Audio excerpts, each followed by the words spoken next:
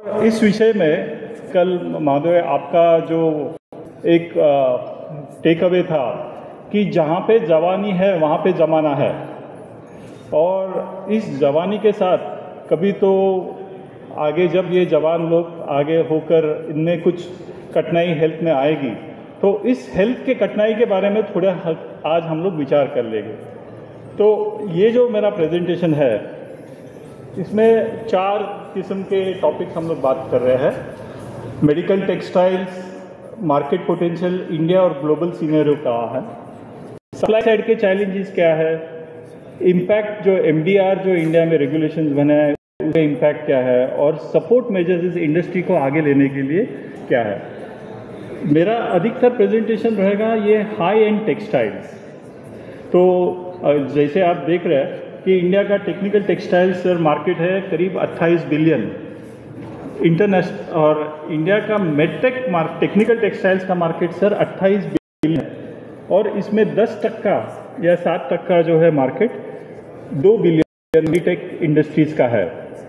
वैसे ही इंडिया का एक्सपोर्ट जो सर है 3.3 बिलियन का है, और उसमें करीब 8 या 9% जो है अगेन इस टेक्सटाइल। तो जैसे ग्रोथ देख रहा है, लग रहा है कि ये बहुत ही हेल्दी ग्रोथ है, अच्छा है, इसमें कुछ संकट आने की अच्छा ही होगा ऐसा हमें लग रहा है।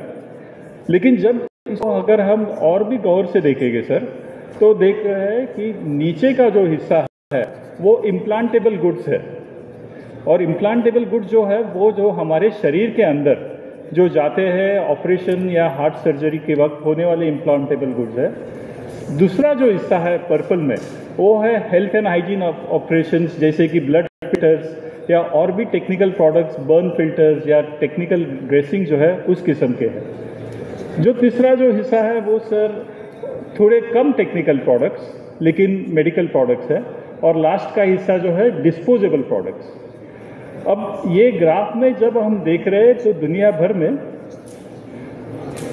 जैसे आपको नज़र आ रहा है सर कि दुनिया भर में जो ऊपर का हिस्सा है कम बढ़ रहा है, और नीचे का हिस्सा है वो देश में हमारे यहाँ ज़्यादा बढ़ रहा है, इंटरनेशनली वो ज़्यादा बढ़ रहा है। तो इसका अगर आप देश में भी देखेंगे तो देश में भी हमारे उपयुक्तता जो है मेडिकल टेक्सटाइल्स के भी ये भी बढ़ रही है।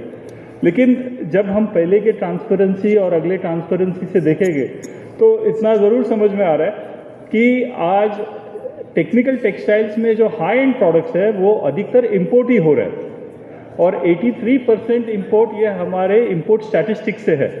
यानी जैसे जैसे ये यंग जवान लोग भविष्य में और भी बुजुर्ग होंगे, तब तक तो मुझे लगता है कि हमें ये जो टेक्निकल प्रोडक्ट्स है, हाई एंड टेक्निकल प्रोडक्ट्स, इसके लिए पूरे तरह से हमको विदेशी प्रोडक्ट पे भी डिपेंडेंट रहना होगा। और ये प्रोडक्ट्स को इंडिया में बनाने के लिए अगले 5 या 10 साल में हमको कई स्टेप्स आज लेने होंगे। अगर आज हम लोग नहीं लेंगे, अगले 10 साल में हम लोग ऑलरेडी लेट हो जाएंगे, जैसे कि कई और सेक्टर्स में भी हम लोग थोड़े ले चुके हैं सर। तो इस बारे में मैं थोड़े वक्त करूँगा क्या इनकी सप्लाई साइड के प्रॉब्लम्स क्या क्या है। पहले तो सप्लाई साइड का प्रॉब्लम है कि हाई रेगुलेटरी कंप्लायंस। ये अच्छा भी है सर, क्योंकि रेगुलेटरी कंप्लायंस रहना भी चाहिए हाई एंड प्रोडक्ट्स के लिए, लेकिन ये एक तरह से इंडस्ट्री के लिए हिंडरेंस भी है। क्योंकि अगर आप पहले ही जो लेवल से ऊपर के लेवल पे जा रहे हैं, और उस पहले लेवल के लोगों के लिए ही अगर आप हाई रेगुलेटरी स्टैंडर्ड्स रखेंगे तो कभी भी ऊपर तक पहुंच नहीं जाए।